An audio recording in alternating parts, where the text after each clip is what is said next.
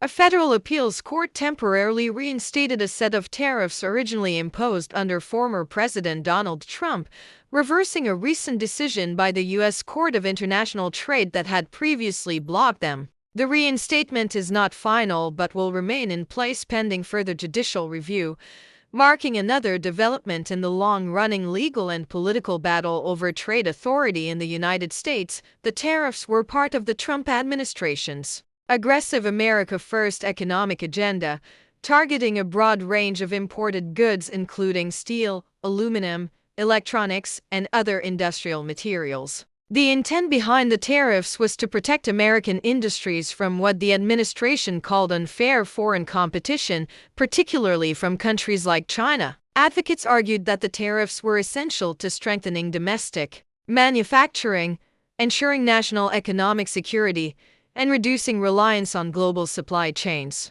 However, critics contended that the tariffs drove up production costs for U.S. businesses, disrupted supply chains, and led to retaliatory actions from international trading partners. In early 2025, a coalition of importers and trade associations challenged the legality of the tariffs, claiming that the measures had been enacted without proper adherence to statutory requirements and without sufficient economic justification. The U.S. Court of International Trade initially ruled in favor of the plaintiffs, concluding that the tariffs lacked proper legal grounding and ordering their suspension. The federal government quickly appealed the decision, asserting that the president must retain broad discretion to respond swiftly to economic threats and protect American industries. The appeals court, in a divided decision, agreed to temporarily reinstate the tariffs, stating that the constitutional questions surrounding executive power and trade policy required further review before a final ruling could be made. The legal back and forth highlights a deeper issue at the heart of the case: the balance of power between the executive and legislative branches when it comes to crafting and enforcing trade policy. While Congress has the constitutional authority to regulate international commerce, recent decades have seen presidents increasingly use executive orders and emergency powers to implement major trade decisions. The current case could set a legal precedent that either reinforces or limits that executive authority.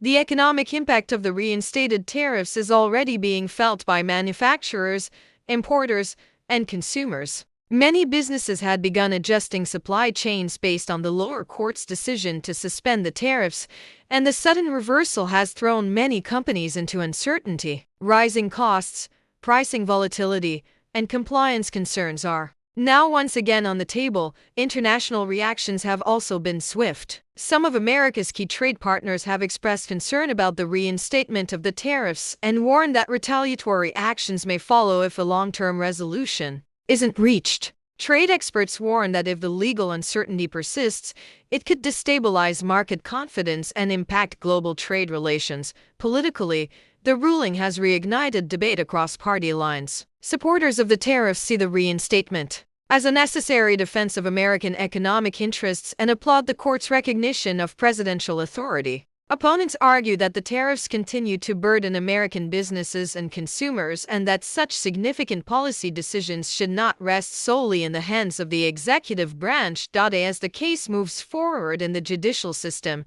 both sides are preparing for what could be a landmark ruling on the limits of executive power and the future of U.S. trade policy. The outcome will not only affect how tariffs are imposed in the future but could also redefine the process by which the United States navigates its role in the global economic order. If you found this report insightful, make sure to like this video, drop your thoughts in the comments below, and hit the subscribe button so you never miss an update on critical national and global issues. Your support helps us bring you clear, credible, and up-to-date news coverage.